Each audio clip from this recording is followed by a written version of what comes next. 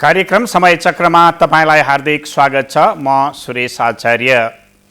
आजको कार्यक्रममा हामी स्थानीय सरकारको भूमिकाका विषयमा कुरा गर्छौं।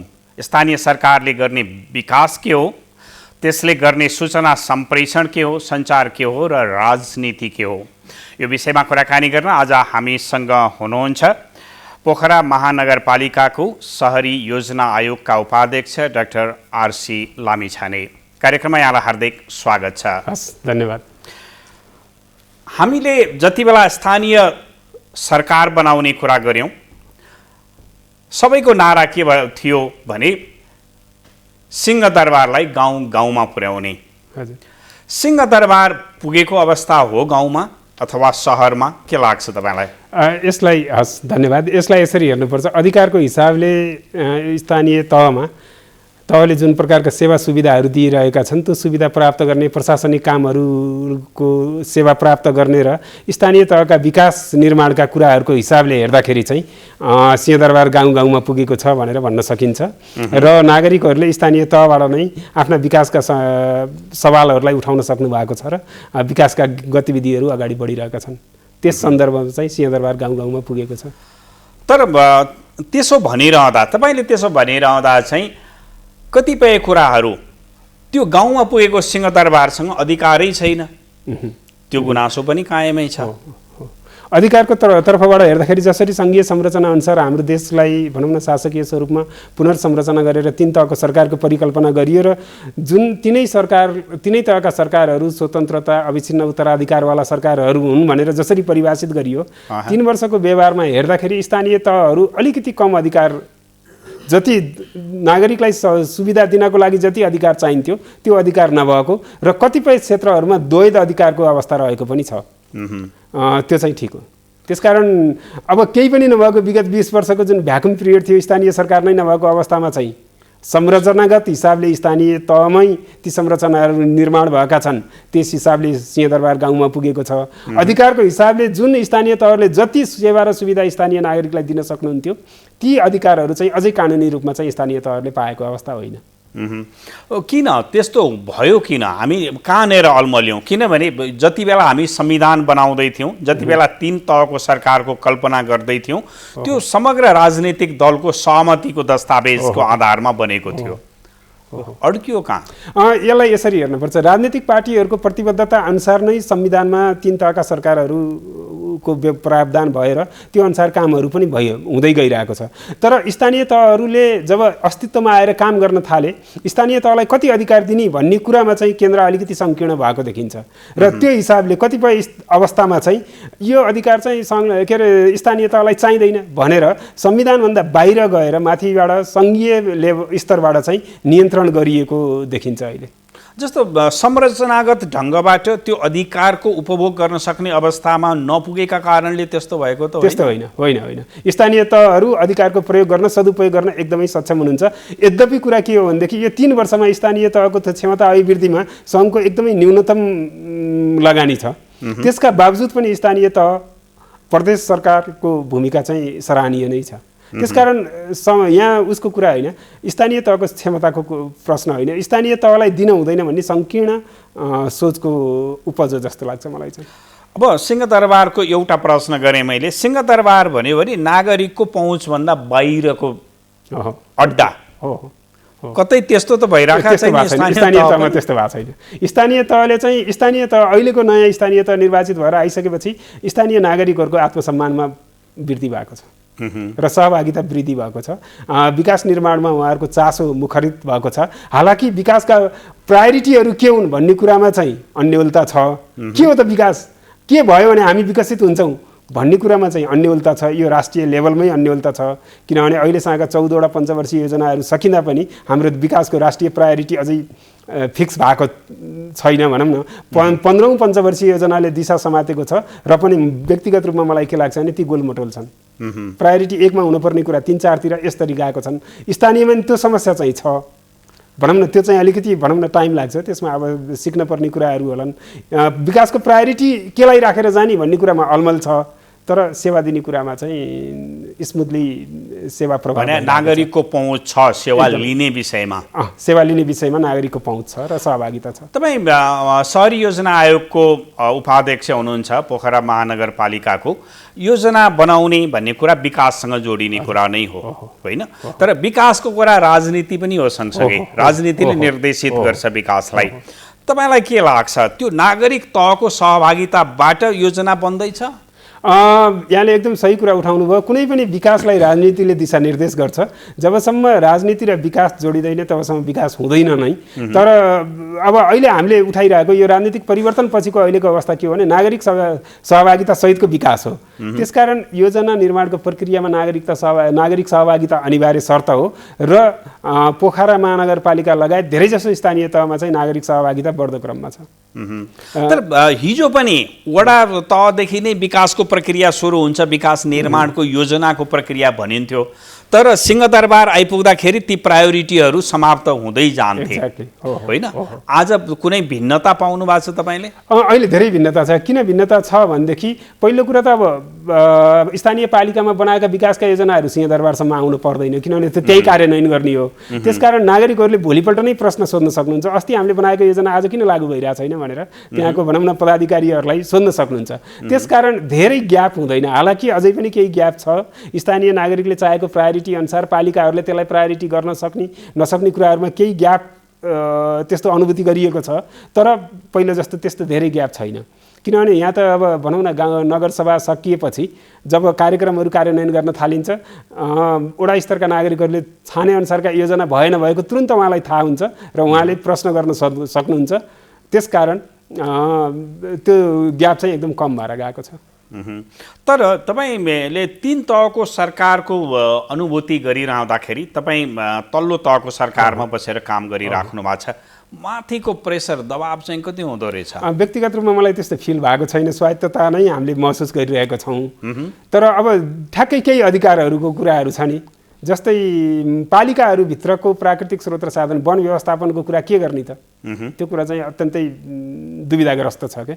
कुनै पनि पालिका जस्तै पोखरा महानगरपालिकाको नै आफ्नो क्षेत्रफलको 50% करिब 47-48% भूभाग वन जङ्गलले ढाकेको छ, पार्कहरू छन्। तर अब ती पार्क व्यवस्थापन, वन जङ्गल व्यवस्थापन, स्थानीय सरकारको भूमिका के हो त भन्ने कुरा चाहिँ एकदम अन्यलपूर्ण छ। त्यस्तो अवस्थामा चाहिँ स्थानीय तहहरूलाई पर्याप्त अधिकार नभएको र उनीहरूले आफूले इच्छाअनुसार कार्यक्रम कार्यान्वयन गर्न नपाउने स्थिति चाहिँ रहेको छ। त्यो अविश्वास हो। त्यो चाहिँ हाम्रो संविधानले परिकल्पना गरे अनुसारको अधिकारको प्रत्यार्जन नगरिएको हो। त्यो चाहिँ अविश्वास हो अथवा त्यता ध्यान नदिएको हो। त्यो चाहिँ ठुलो त्रुटि हो। जस्तो तपाईँले वनको कुरा गर्नुभयो, प्रश्न वनको मात्रै छैन, वनको मात्रै छैन, त्यो एउटा इक्जाम्पल हो। त्यो जस्तो तपाईँ पोखरा महानगरपालिकामा बस्दै गर्दा त्यहाँबाट राजमार्ग क्रस गरेर जान्छ। पोखराको सौन्दर्य बढाउने चिन्ता तपाईँलाई छ, तर खाल्डाखुल्डी हुन्छन् राजमार्गमा, तपाईँले पुर्न पाउनुहुन्न, तपाईँले बनाउन पाउनुहुन्न। एक्ज्याक्टली हो। कहाँ बिग्रियो? त्यस्ता धेरै कुराहरू छन्। जस्तै त्यहाँ भएका भनौँ न देशैभरिका पालिकाहरूमा जुन अस्पतालहरू छन् प्रायः जसो ठुला अस्पतालहरू सङ्घको माथाहतमा छन्। त्यहाँ सेवा लिन स्थानीय नागरिक जानुहुन्छ, सेवा नपाइसकेपछि उहाँहरूको आक्रोश स्थानीय पालिकामा हुन्छ।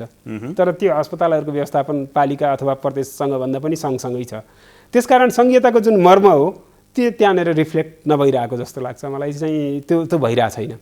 जस्तै अब राजमार्गकै सडककै कुरा गर्ने हो भनेदेखि चाहिँ अब सडकमा त्यत्रा खाल्टाखुल्टी छन्, राजमार्गमा खाल्टाखुल्टी छन् भनेर स्थानीय नागरिकहरूले पालिकामा गुनासो गर्नुहुन्छ, तर पालिकाहरूसँग त्यो अथोरिटी पनि छैन, त्यो बजेट पनि छैन। त्यसकारण अब त्यो सङ्घले नै निर्णय गर्दाखेरि चाहिँ अब हामीलाई थाहा छँदै छ सङ्घको निर्णय प्रक्रियाहरू कति छिटो हुन्छ र कति सुस्त कति चाँडो हुन्छ र कति छिटो डेलिभरी दिन सक्छन् भन्ने कुरा हामीलाई थाहा छ। त्यसकारण एक प्रकारले चाहिँ स्थानीय तहहरूलाई अधिकारमा सङ्कुचन गर्दाखेरि चाहिँ अन्ततः यसको असर राजनीतिक व्यवस्थामाथि नै पर्ने हो कि जस्तो लाग्छ। जस्तो योजना बनाइरहँदा सङ्घीय योजना आयोग पनि छ, हजुर, प्रादेशिक योजना आयोग पनि छ, पालिका योजना आयोग पनि छ। कति समन्वयका साथ काम गर्नुहुन्छ तपाईहरु? व्यक्तिगत रूपमा हाम्रो शहरी योजना आयोग, प्रदेश योजना आयोग र सङ्घीय योजना आयोगसँग त एकदमै समन्वयकारी रूपमा नै कामहरू भइरहेको छ। किनभने शहरी योजना आयोगले प्रदेशको योजना र सङ्घको योजनाहरूलाई नै रेफरेन्समा लिएर आफ्ना भनौँ न योजनाहरू बनाउने हो। त्यसकारण हाम्रो एकदमै समन्वय राम्रै भइरहेको छ र समन्वयात्मक रूपमा नै अगाडि बढिराखिएको छ। तर त्यसो गरिराख्दा प्राथमिकताहरू चाहिँ तपाईँले दिन चाहेको प्राथमिकता प्रदेशमा पर्ने वा नपर्ने अथवा सङ्घमा पर्ने नपर्ने त्यस्तो सम्भावना रहन्छ कि रहँदैन? भर्खर पहिलो योजना बनाउन प्रक्रियामा भएको भएर त्यो पर्छ भन्ने विश्वास छ मलाई। किनभने अब स्थानीय सरकारले आफ्नो स्रोत र साधनले गर्ने कुराहरू त अब स्थानीय सरकार स्वायत्त नै छ त्यसको लागि गर्न। नपुगेको स्रोत र साधन भने समन्वयात्मक रूपमा अगाडि जानको लागि सङ्घ र प्रदेशको सहयोग रहन्छ नै भन्ने त्यो विश्वास लागिरहेछ। जस्तो तपाईँले भन्नुभयो नि नगरको एउटा आफ्नो योजना हुन्छ, आफ्नो एउटा प्राथमिकता हुन्छ होइन? त्यो प्राथमिकतालाई कार्यान्वयन गर्ने क्रममा जुन काम तपाईँले गर्नुपर्ने हुन्छ, जुन योजना तपाईँले बनाउनु पर्ने हुन्छ, त्यसको रिसोर्समा चाहिँ तपाईँ स्थानीय तहमै निर्भर गर्न सक्ने अवस्था छ कि सङ्घको मुख ताक्नुपर्ने अवस्था हुन्छ? दुईटै कुरा छ। पोखरा महानगरपालिकाको आफ्नै राजस्वको आय स्रोत पनि छ र प्रशस्त स्रोतहरू पनि भएको महानगरपालिका हो। त्यसकारण कतिपय योजनाहरू चाहिँ महानगरपालिका आफ्नै स्रोतले गर्न सक्छ, कतिपय कुराहरू चाहिँ प्रदेश र सङ्घसँग मिलेर गर्नुपर्ने हुन्छ। फेरि पोखरा महानगरपालिका एउटा अन्तर्राष्ट्रिय स्तरको सहर पनि भएको हिसाबले ठुला योजनाहरू त सङ्घ र प्रदेशसँग सहकार्य गरेर नै गर्नुपर्छ। त्यसमा पनि अहिले अब पोखरा महानगरपालिकाले त्रिवर्षीय योजना बनाउँदैछ र त्यो त्रिवर्षीय योजनामा नेपालको संविधानले परिकल्पना गरेको अनुसार समाजवाद उन्मुख समाजको निर्माण गर्ने तरिकाले समाजवादी योजनाहरू निर्माण गर्दैछ। समाजवाद प्रत्याभूत हुने अथवा समाजवाद बाटोमा जाने समाजवाद उन्मुख योजनाहरू निर्माण गर्दैछ भनौँ न। त्यसको लागि नागरिक सहभागिता एकदमै धेरै चाहिन्छ र व्यापक रूपमा नागरिकहरूको सहभागितालाई पनि पोखरा महानगरपालिकाको योजना पद्धतिले सुनिश्चित गर्ने प्रक्रियामा छ कि नागरिक सहितको सहभागिता छ। त्यसकारण यसमा 4 लेभलको सहभागिता देख्न सकिन्छ: नागरिकको सहभागिता, महानगरको सहभागिता, प्रदेश र सङ्घको सहभागिता। तपाईँले समाजवादको कुरा गर्नुभयो, म त्यसमा पनि अलिकति प्रवेश गर्न चाहेँ। नेपालको सन्दर्भमा समाजवादको कुरा गर्यो भने त्यो शब्दले अन्यथा अर्थ नलागोस्, हाम्रो चलनचल्तीको भाषामा अन्धाले हात्ती छामे जस्तो छ। के कुराले समाजवादको प्रत्याभूति दिन्छ? तपाईँको योजना बन्दै गर्दाखेरि त्यसको समाजवादलाई रिफ्लेक्ट गर्ने, त्यसलाई जनाउने सूचकहरू चाहिँ के हुन्? एकदम सही कुरा उठाउनु भयो। किनभने हामीले सुरुबाटै यो विषय उठान गर्न चाहिरहेछौँ। पोखरा महानगरपालिका शहरी योजना आयोगले सुरुबाट नै नेपालको संविधानले निर्दिष्ट गरे अनुसार समाजवाद उन्मुख योजनाहरू निर्माण गरेर त्यसलाई कार्यान्वयन गर्ने हिसाबले नै सुरुबाट नै नगरसभाबाट नै यसलाई निर्णय गरेर अगाडि बढिरहेको छ। अब समाजवाद भनेको के हो त भन्दाखेरि समाजवाद आजै आउने होइन, तर समाजवादी मार्गमा हामी हिँड्नको लागि के चाहिन्छ त भन्दाखेरि असङ्गठित नागरिकहरूलाई सङ्गठित गर्नुपर्छ सबभन्दा पहिला। त्यसपछि स्थानीय तहमा पुँजीको विकास गर्नुपर्छ, उत्पादन सुनिश्चित गर्नुपर्छ र बजारको सुनिश्चितता गर्नुपर्छ, ताकि के भनौँ यो मल्टिनेसनल कम्पनीहरूको उत्पादनहरूको एकाधिकार स्थानीय बजारमा नहोस्, स्थानीय उत्पादनहरू आउन सकुन्। स्थानीय उत्पादन आउनको लागि अहिले हाम्रो अब भनौँ न हामी WTO को मेम्बर भएको हिसाबले आजको मण्डलीकरणको कारणले के छ भने पोखरामा कुनै चिज उत्पादन भयो भने पनि त्यसले ग्लोबल प्रोडक्टसँग तपाईँको कम्पिटिसन गर्नुपर्छ।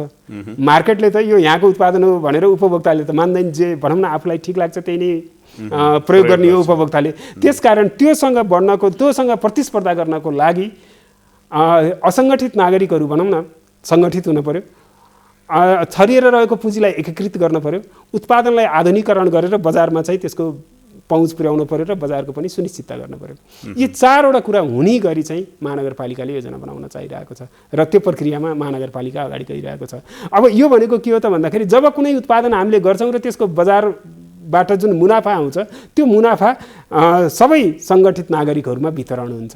त्यसले गर्दा के सुनिश्चित गर्छ भनेदेखि कुनैले जति पाए त्यति कमाउने, कसैले कमाउँदै नकमाउने भन्ने अहिलेको अवस्थाको अन्त हुन्छ र सबै नागरिकहरूमा चाहिँ प्रतिफलको वितरण हुन सक्छ। यो समाजवादको एउटा मोडल हो र यो प्रक्रियालाई चाहिँ हामीले कार्यान्वयन गर्ने अथवा यस्तो प्रक्रियाका योजनाहरू तर्जुमा गर्ने प्रक्रियामा छौँ। त्यसो भन्दाखेरि तपाईँ कुनै विकास मोडललाई समातेर जानुहुन्छ कि त्यो आफ्नैपनमा? होइन, यो विकास मोडल हो, यो समाजवादी विकास मोडल हो। स्रोत र साधनहरूमाथि सम्पूर्ण नागरिकहरूको स्वामित्व सुनिश्चित गर्ने मोडल हो यो समाजवादी मोडल नै हो। तर अब तपाईँले योजना बनाइराख्दाखेरि र जुन अहिले एउटा संरचनागत कुरा सुनाउनु भयो, समाजवाद यो ढङ्गबाट अगाडि जान्छ, तर नागरिकले सिधै प्रत्याभूत गर्ने कतिपय समाजवादी कुराहरू छन् नि, स्वास्थ्य, सुरक्षा, शिक्षा जस्ता कुराहरू आउँछन् नि, त्यसमा चाहिँ स्थानीय तहले के गर्न सक्छ, कति अधिकार छ, कति गर्न सक्छ? जस्तै अब हाम्रो पोखरा महानगरपालिकाले के चाहिरहेको छ भनेदेखि यसरी हेर्दाखेरि पोखरा महानगरपालिकाभित्र एउटा अध्ययनले के देखाएको छ भने तपाईँको 75% विद्यार्थीहरू निजी स्कुलमा पढ्नुहुन्छ, जम्मा 25% विद्यार्थीहरू मात्रै सरकारी स्कुलमा अध्ययन गर्नुहुन्छ। सरकारी स्कुलको सङ्ख्या हेऱ्यो भने चाहिँ त्यो बढी छ। अब यहाँनिर हामीले के बुझ्नु पर्यो भने सरकारी स्कुलमा प्रति विद्यार्थी करिब 30,000 रुपियाँ लगानी भइरहेको छ। यसको मतलब के हो भने सरकारी स्कुलको गुणस्तर हामीले सुधार गर्न सक्यौँ भने 75% अभिभावकहरूले जुन पैसा तिरेर शिक्षा लिइरहनु भएको छ उहाँहरूको त इन्कम बचत हुन्छ, किनभने नेपाल सरकारको ठुलो लगानी छ नि शिक्षामा। त्यसकारण सार्वजनिक विद्यालयहरूको गुणस्तरलाई वृद्धि गर्न सकियो भनेदेखि त्यसले चाहिँ एउटा भनौँ न लोककल्याणकारी अथवा समाजवादी मार्गको सुनिश्चित गर्दछ। त्यसकारण महानगरको त्यसमा प्रशस्त ध्यान छ। त्यस्तै आधारभूत सहरी स्वास्थ्य केन्द्रहरू अथवा स्वास्थ्यको कुरा गरौँ न, अर्को धेरै ठुलो खर्च कहाँनिर छ त भन्दा स्वास्थ्यमा छ, जुन नेपाल सरकारले धेरै ठुलो लगानी गरेको क्षेत्र हो। त्यसकारण स्वास्थ्य क्षेत्रको गुणस्तर यदि अभिवृद्धि गर्न सकियो भनेदेखि नागरिकहरूको बचत हुन्छ। त्यसकारण यो दुईटा कुरा लगायतका अरू नागरिकले सेवा पाउने कुराहरूलाई चुस्त स्फूर्त बनाउने कुरामा महानगरपालिका एकदम सचेतपूर्वक लागिरहेको छ र महानगरपालिकाले यो 3 वर्षभित्रमा नै भनौँ न स्वास्थ्य र शिक्षालाई गुणस्तरीय बनाउने हिसाबले अगाडि बढिरहेको अवस्था हो कि अहिलेको अवस्था। तपाईँले भनिरहँदा अलिकति राजनीतिक भाषा जस्तो लाग्छ कि महानगरपालिका एकदम लागिराखेको छ भन्ने, तर त्यसलाई ठ्याक्कै व्यवहारमा उतार्ने योजना हुन्छ नि त। हजुर हजुर हो, होइन यसरी चाहिँ अगाडि बढ्छ भन्ने योजना हुनुपर्ने होइन हो। एक्ज्याक्टली हो, हामी एक्सनमा कसरी जान्छौँ त भन्ने कुरा हो। एक्सनमा जानको लागि चाहिँ अहिले महानगरपालिकाले धेरै लगानी कहाँ गर्न चाहिरहेको छ त भन्दाखेरि शिक्षकको क्षमता अभिवृद्धि गर्ने कुराहरू, स्थानीय विद्यालयहरूको भौतिक पूर्वाधारको सुधार गर्ने कुराहरू, त्यसपछि भनौँ न अब स्थानीय विद्यालयहरूलाई इन्क्लुसिभ बनाउने कुराहरू, त्यहाँ छात्र छात्राहरूलाई चाहिँ एकदम कम्फर्टेबल फिल हुने, त्यहाँ स्कुलमा जाँदाखेरि चाहिँ दुवै सुरक्षित महसुस हुने कुराहरू, यी कुराहरूमा चाहिँ महानगरपालिकाले इन्भेस्ट गर्न चाहिरहेको छ भनौँ न। तर तपाईँले भनिराखेका कुराहरू कार्यान्वयनमा जानका लागि अथोरिटीको कुरा पनि आउला नि, कति अथोरिटी चाहिँ कति छ स्थानीय तहलाई? मेरो विचारमा यी कुराहरू गर्न स्थानीय तह अधिकार सम्पन्न नै छ, तर स्थानीय तह अधिकार सम्पन्न हुने, योजना पनि हुने, स्रोत पनि हुँदाहुँदै पनि काम नभएको हुन्छ। किन हुन्छ भन्नुहुन्छ भने हाम्रो सामाजिक जुन परम्परा छ, हाम्रो समाजको मूल्य र मान्यता यसरी विकसित भएका छन्, गर्ने मान्छे र नगर्ने मान्छेमा समाजले फरक छुट्याइरहेको छैन क्या अहिले।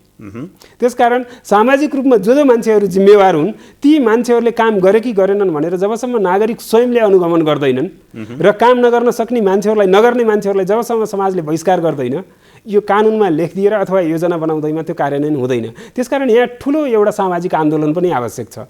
यो सामाजिक आन्दोलन अगाडि बढाउनको लागि चाहिँ स्थानीय नागरिक समाज, स्थानीय भनौँ न सञ्चार माध्यमहरू लगायत स्थानीय अगुवाहरूको एकदमै ठुलो भूमिका हुन्छ। महानगरपालिकाले चाहेको छ योजना बन्छ, स्रोत पनि छ, बजेट त खर्च भइरहेछ नि त प्रत्येक वर्ष बजेट खर्च हुँदाहुँदै नि परिणाम किन आइरहेको छैन भन्दाखेरि सामाजिक रूपमा हामीले बहिष्करणको आन्दोलनलाई अगाडि बढाउन सकिरहेको छैनौँ। त्यसकारण अर्को कुरा चाहिँ हामीले उठाउन चाहेको कुरा पनि के हो भने नागरिकहरू पनि सचेत हुनुपर्छ। तपाईँको घर नजिकको स्कुल सबै चिज छ, क्वालिफाइड टिचरहरू हुनुहुन्छ, स्रोत र साधन छ, तर पनि किन स्थानीय बोर्डिङभन्दा राम्रो छैन भन्ने प्रश्न अब स्थानीयवासीले स्थानीय विद्यालयहरूलाई सोध्नुपर्छ। घर नजिक स्वास्थ्य केन्द्र छ, पढालेखा डक्टरहरू हुनुहुन्छ अथवा पढालेखा जनशक्ति त्यहाँ छ, औषधिहरू छन्, तर सेवा किन विश्वासिलो छैन? अब स्थानीय नागरिकले प्रश्न उठाउनुपर्छ। जबसम्म यो सामाजिक आन्दोलन बन्दैन नि, सीमित निर्वाचित जनप्रतिनिधि अथवा केही कर्मचारीले गर्दा भइदिन्छ भन्ने भ्रम हामीले पाल्यौँ भने त्यो हुँदैन। त्यसकारण यहाँनिर सामाजिक आन्दोलन पनि त्यत्तिकै जरुरी छ। तर तपाईँले नागरिक तहको सचेतनाको कुरा गर्नुभयो, तर आफू जुन विद्यालयमा पढाउँछ त्यो शिक्षकले आफ्नो सन्तानलाई अर्को विद्यालयमा पढ्न, जबसम्म हाम्रो समाजले त्यो शिक्षकलाई त्यस्ता प्रवृत्तिलाई बहिष्कार गर्दैन तबसम्म हामीले एकदमै सबै कुरो ठिक हुन्छ भनेर भन्यौँ भने त्यो कुरा कल्पना मात्रै हो, त्यो हुँदैन। त्यसकारण नागरिकहरूले केही पनि गर्न पर्दैन, प्रश्न सोधिदिन पर्यो। सार्वजनिक पदमा बसेका मान्छेलाई कम्तीमा नि एउटा प्रश्न सोध्नुहोस् न, तपाईँ इमान्दार हुनुहुन्छ भनेर सोधिदिनुहोस् न। अथवा ती मान्छेका घर परिवारका मान्छेहरूलाई सोध्नुहोस् त, तपाईँको भनौँ न सार्वजनिक पदमा जो हुनुहुन्छ तपाईँको घरमा अथवा तपाईँको भनौँ न बुवा अथवा तपाईँको अङ्कल उहाँ कतिको इमान्दार हुनुहुन्छ भनेर प्रश्न सोध्न थालौँ न।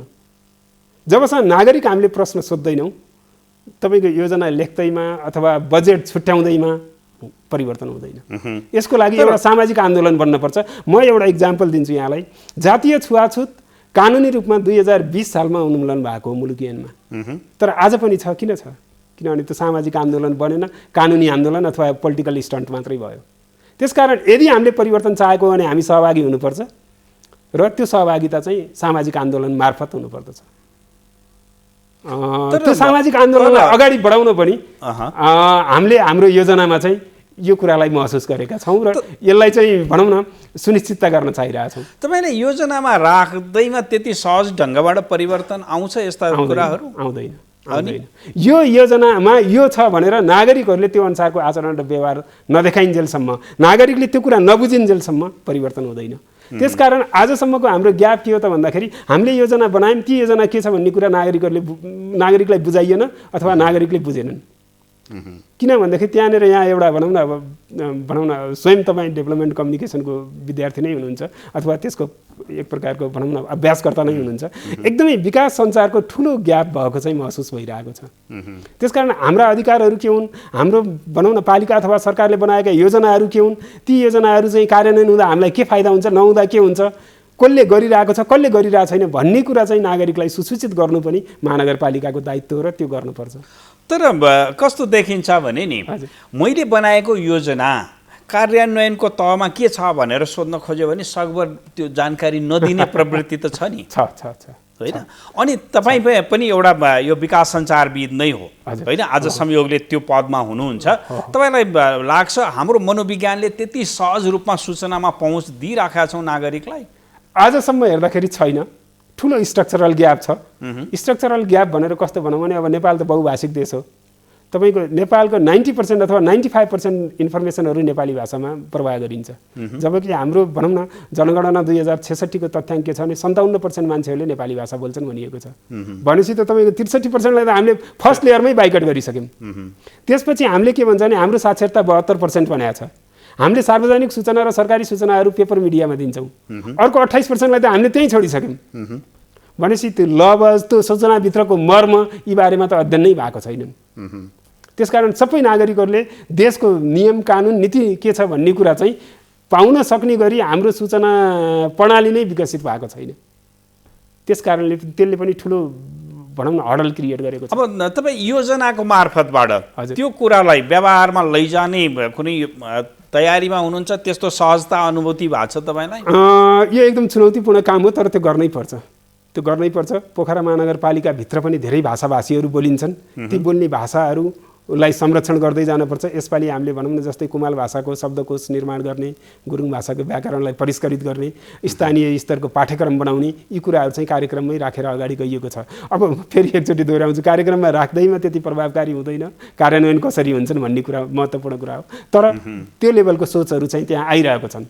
त्यसकारण एउटै शर्त के हो भनेदेखि हामीले चाहे जस्तो सुशासन र लोकतन्त्रको सम्वर्धनको लागि कुरा गर्ने हो भनेदेखि हर नागरिकले, महानगरभित्र बस्ने हर महानगरवासीहरूले अथवा देशभित्र बस्ने हर देशवासीहरूले राज्यको नीति कार्यक्रमहरूमाथि हामी जत्तिकै कमान्डिङ नभइन्जेलसम्म परिवर्तन चाहिँ हुँदैन। अब तपाईँ एउटा विकासको क्षेत्रमा क्रियाशील, विकास सञ्चारको क्षेत्रमा क्रियाशील व्यक्ति, एउटा पोजिसनमा बस्नुभयो। पोखरा महानगरपालिका एउटा निकाय हो, 753 मध्येको एउटा निकाय हो। 752वटा निकायलाई सन्देश दिने गरी त्यो मोडल तयार गर्छु भन्ने आत्मविश्वास छ तपाईँ? छ। त्यस अनुसार नै हामीले काम गरिरहेको छौँ र मुख्य कुरा चाहिँ हाम्रो गाइडिङ प्रिन्सिपल भनेको नेपालको संविधानको प्रस्तावना हो। भनेको के हो त्यो? जसले के भनेको छ भने एउटा समावेशी समाजको परिकल्पना गरेको छ, सामाजिक न्यायको परिकल्पना गरेको छ र समाजवाद उन्मुख समाज निर्माण होस् भन्ने कुरा चाहिँ त्यसले परिकल्पना गरेको छ। यदि त्यो भयो भने के हुन्छ? त्यो किन हुन्छ त भन्दाखेरि समाजको सबैभन्दा लास्ट पोजिसनमा आर्थिक सामाजिक रूपमा अन्तिममा बसेको व्यक्तिले पनि न्यायको प्रत्याभूति गर्न सक्नुहुन्छ। भनौँ न एकजना आर्थिक रूपमा गरिब, नेपालको सामाजिक संरचनाको हिसाबले भनौँ न पछाडि पारिएको वर्गले पनि हाम्रो लागि पनि सरकार छ, हाम्रो लागि पनि महानगरपालिका छ, हामी सुरक्षित छौँ भन्ने उहाँले ठान्न सक्नुहुन्छ। त्यसपछि उहाँको राष्ट्र निर्माणमा अथवा महानगरपालिका निर्माणमा उहाँको सहभागिता सुनिश्चित हुन्छ र उहाँको आत्मसम्मान अरू सरह हुनसक्छ। त्यसकारण विकासले जुन दिनपर्ने कुरा आधारभूत आवश्यकता आत्मसम्मान र स्वतन्त्रताको प्रत्याभूति हो, त्यो गर्ने निकाय भनेको चाहिँ स्थानीय तहहरू नै हुन्। अब अन्त्यमा त्यसमा कहीँ बाधा व्यवधानहरू तपाईँको सोचमा कार्यान्वयन ल्याउने कुरामा बाधा व्यवधानहरूको अनुभूति गर्नुभएको छ तपाईँले? अहिलेसम्म छैन। त्यसलाई कहीँ यो चाहिँ करेक्सन गर्नुपर्छ भन्ने लागेको छ? अहिलेसम्म छैन। हामी सुरुवाती चरणमा नै छौँ। करिब 8-9 महिना मात्रै भयो हामी त्यहाँ गएर काम गर्न थालेको। त्यहाँको राजनीतिक नेतृत्व अथवा त्यहाँका भनौँ न पोलिटिकल लिडर्सको कमिटमेन्ट मैले साझा देखेको छु। सबै पार्टीका सबै निर्वाचित पदाधिकारीहरूको कमिटमेन्ट चाहिँ उत्साहजनक नै छ। त्यसकारण अलि आश लागेको छ अब केही कार्यान्वयन हुनसक्छ, परिवर्तनको अनुभूति गराउन सकिन्छ भन्ने कुरामा चाहिँ विश्वास लागेको छ। तर यति हुँदाहुँदै पनि तपाईँले अरू 752 स्थानीय तहहरूलाई पनि निहाल्नु भएको होला। तपाईँको सोच ती तहमा कतिको कार्यान्वयन हुन्छ भन्ने ठान्नुहुन्छ? मेरो विचारमा यदि पोखरा महानगरपालिकाले सफलताको उदाहरण दिन सक्यो भनेदेखि यो देशकै लागि एउटा मोडल हुन्छ र अरू 752 पालिकाहरूले त्यहाँबाट सिकेर रेप्लिकेट गर्न सक्नुहुन्छ। हस्, तपाईँ जुन जिम्मेवारीमा हुनुहुन्छ त्यो जिम्मेवारीलाई सफलता साथ अगाडि बढाउनुहोस् भन्ने हार्दिक शुभकामना पनि दिन चाहन्छु। हस्, यो अवसरको लागि धेरै धन्यवाद। र स्थानीय निकाय, स्थानीय तह जसले आफूलाई स्थानीय सरकारका रूपमा काम गरिराखेको छ, आफ्ना योजनाहरू नागरिकका तहमा लगेर कार्यान्वयन गर्ने दायित्व लिएको छ, त्यसमा कसरी नागरिकलाई प्रत्याभूत हुने गरी जान सकिन्छ भन्ने विषयमा केन्द्रित रहेर आज हामीले कुराकानी गऱ्यौँ। यो पक्कै पनि अरू पालिकालाई पनि उपयोगी हुन सक्छ। हाम्रो कार्यक्रमको निर्धारित समय सकिएको छ। हामी सबैलाई बिदा दिनुहोस्। नमस्कार।